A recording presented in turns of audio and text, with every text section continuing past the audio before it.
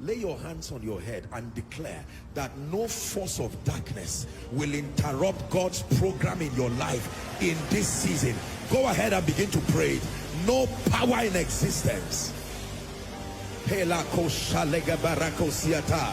We serve a living God. No power in existence, not by ancestry, not by enchantment, not by demonic patterns. No power in existence sustains what it takes to abort the program of God in your life, my life, our lives. Pray. Turn it to power in 1 minute.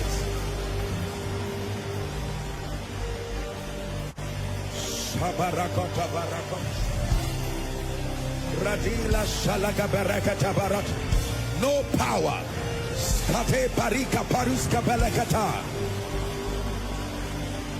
No power